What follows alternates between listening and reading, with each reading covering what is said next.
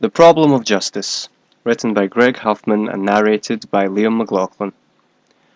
There seems to be a few problems when it comes to implementing justice. One thing that is a problem is the connotation it is received. Another aspect that should be considered is how to make it fair and just. If justice is not just, then how can it be called so? And the final question is it even possible to attain true, fair, morally sound justice without it contradicting itself? I shall at least begin to discuss this issue tonight, and add notes later as I discover answers or more questions to ask about the problems. The first issue is the negative connotation that justice has received. When you think about what justice is, don't you picture punishment? I do. I think of prisons and judges handing out prison sentences, maybe even death. I think about cops locking people away. It reminds me of a stand-up performance from Doug Stanhope when he had a new cop recruit in the front row, and he said something to the effect of, "If you want to know what justice really is, come see this guy in about 10 years. That's the beginning of the problem. I know I touched on what dislike about cops in my essay entitled No Space in the System for Free Will, so I won't try to visit old ground too much, but I really wish cops were encouraged to take up a new image. I constantly see Facebook pages being shared by my friends from a group called Cop Block, I believe, about all the shitty things cops do. And how about all the anti-police songs rappers have done? Not to mention the criticism police have been getting from John Oliver's show. Cops shouldn't be at odds with the society like this. The only way this might be acceptable is if the society was immoral and the police force was protecting the rights of others, despite the fact a lot of people didn't like it. However, that isn't what is happening. What is happening are cops arresting students, just trying to live life and not hurting anyone, for arbitrary laws that don't infringe on the rights of others. What is going through a cop's head when he puts a young person in the back of their cruiser just for having a joint? Does he think this is justice? Is this person a danger to society? What is going on? Are cops thinking about anything other than what they are told to do? Wisdom requires us to consider our own moral actions, so why do they lack it? Another problem I'm concerned about is whether justice can really be known, and whether it can be enforced in all cases. If you leave justice up to the objective law, then you aren't allowed to consider certain specific cases, and general applications lead to specific injustices. Imagine young siblings. What if a brother accidentally kills his sister while wrestling around with her? Does this kid really need to be locked up? He had no bad intentions, and he has suffered more than he deserved already. A jail sentence is just adding more unnecessary torture. I'm also concerned about the grey area that is statutory rape. I remember watching this movie from 2007 called Look, in which a high school teacher is seduced into sex by his underage student. Don't you think to ruin this man's life is a little extreme? It was a one-time incident, and I doubt the girl's life was harmed because of him, so why should we punish him so harshly? I'm not saying he should suffer no punishments at all, but rather it should be equivocated with a real violent rapist. The same goes for 18-year-olds having sex with 17-year-olds and getting in trouble. Oh, and the ridiculous shit I hear about sexting and pulling out your dick to piss in public? Ridiculous. Now, the alternative is to put the judge, the person, in complete, or at least more, control. Just like Plato says that a single ruler is potentially the best solution, it is also potentially the worst solution. Men are inconsistent, and judges with too much power could do too much damage, so this option isn't even conceivable. So, we are left with the laws. But the problem is that this means that injustice is still capable of slipping by, even when everyone sees it. They all see injustices happening and simply acknowledge it without being able to correct it. It seems so silly to know the problem has occurred and know the solution, but not be able to implement it. However, I guess this can open up a can of worms, as they say, but it still feels there is a solution potentially available to correct this. There must be. And what about needs versus rights? It seems that the left thinks about what people need, while the right, well, the libertarian right, think about, well, rights. My final problem is going to overlap here, which is wondering whether justice is sometimes going to contradict itself. You see, politically I'm a libertarian, or at least lean that way, though I claim to be a leftist libertarian, however, when it comes to the free will debate, I'm the opposite of a libertarian. I'm a complete non-compatibilist determinist. I don't think there is such a thing as starting gate equality. So, the problem is, what do we do when it comes to the rights of people who can fend for themselves versus the needs of those who don't have it in their nature to help themselves? Should we force those who have to give? Ideally, the government wouldn't have to get involved, and people would help out the less fortunate on their own, but there is no way charities can meet the same output as welfare has. I think the fault lies with God for his failure to sync together needs with rights. We should have a right to what we need. If we need food, then how can you say we shouldn't have a right to it? However, this is what happens when God doesn't exist, and order must arise out of chaos. Things sometimes just are not fair. It isn't immoral for a man to do nothing while another man dies, and if it was, then all men everywhere would be guilty, and if we were all guilty, then none of us are really guilty. The immoral one is God. However, when a man takes away the rights of another man, that is an immoral action.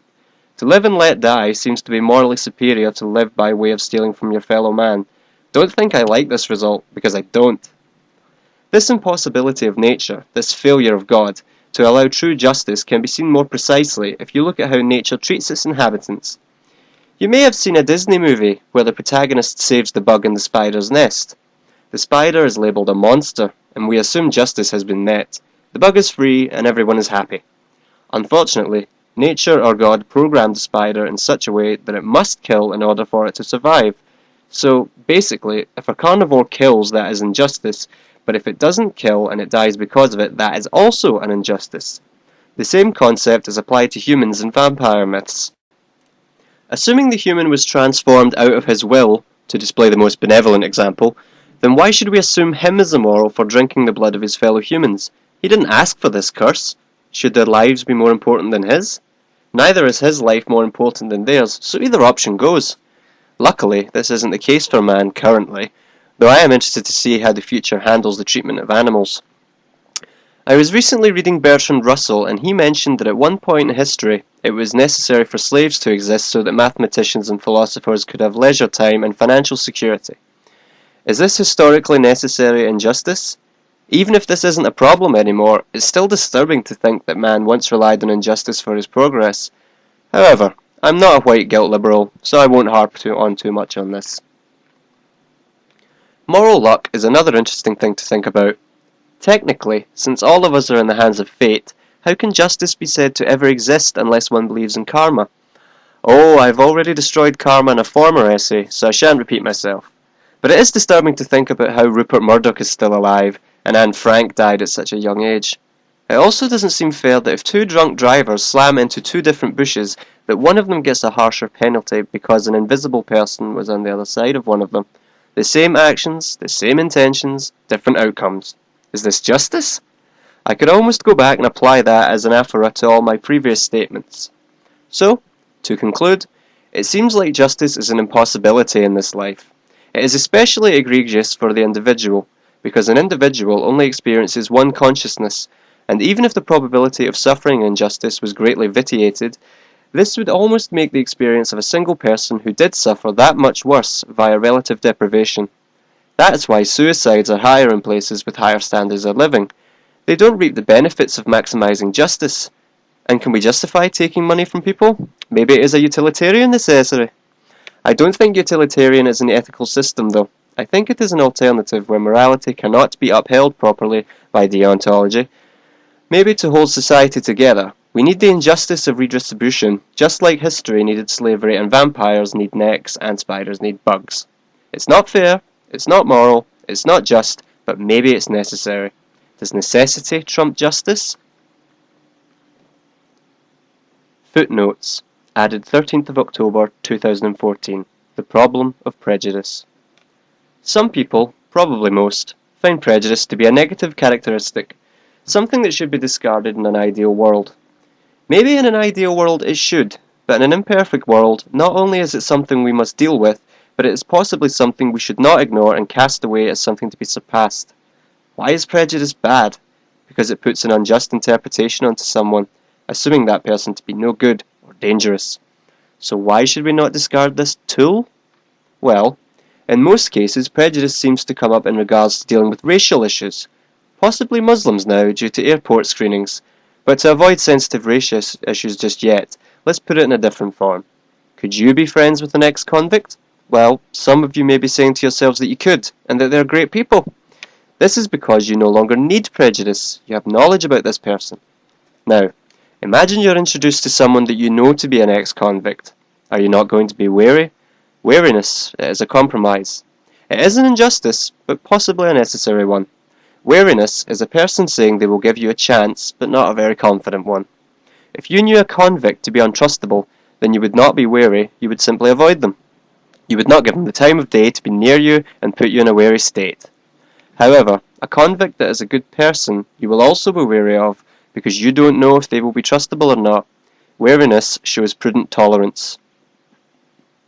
Imagine you are walking down the street, and you are all alone, a lull in traffic, dimmer disabled street lights, and you see a fellow approaching you. He's a black fellow, wearing the clothes of a pauper, specifically gangster rap culture attire, and with a scowl on his face. No doubt he has been instilled by his community with a sense of everyone being out to get him. Do you discard with white guilt prejudice and keep walking past him? Maybe give him a smile and wave while you're at it. After all, every angry person can benefit from a hug and kindness. Or do you cross to the other side of the street and keep to yourself, you virulent racist?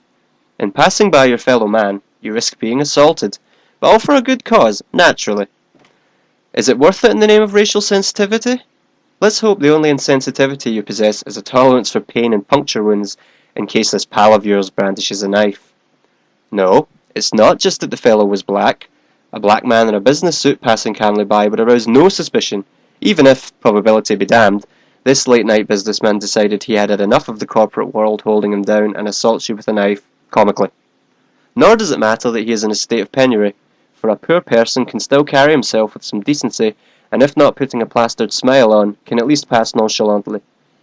It is not an injustice to be afraid of this fellow. No, it is not something to be guilty of, to want to preserve your life when the unknown approaches. It would be an injustice to stand your ground without the facts, but not merely to abandon your ground and walk on the other side of the street. You don't know what to expect. Will this person take it as an insult? Possibly, but this person could also kill you. The trade-off? Insult to them or death for you? It isn't fair, because true fairness requires the facts. This is another problem with life, having to act with limited facts. Someone is going to be treated unjustly. Someone is getting screwed. Whose word shall we accept? Should we accost little old ladies and celebrities at the airport just to make the innocent Islamists feel a sense of fairness? Or should we save time, money, and lives by only profiling those that have proven the most likely to strap a bomb to their chest? Admittedly, it may not be fair to the Muslim, but I shan't say it's a major injustice. It isn't disbarring them from flying, which would be an injustice. We don't know the facts, and we don't have infinite time and resources. The best course, for someone who is omnipotent, would be to gaze into the souls of everyone, and not merely focus on those that are most likely. However, since we are imperfect, we have to deal in trade-offs. You should get to know someone if you have the time to spend with that person. When you get to know someone, prejudice slides away as a tool that is no longer needed. But the time to put the blinders on prejudiced vision is not while encountering a suspicious fellow in a dangerous scenario. So, racism accusations? Better than death. Islamophobia? What does that mean? Fear of Islam? Yes, that sounds like an accurate description to me.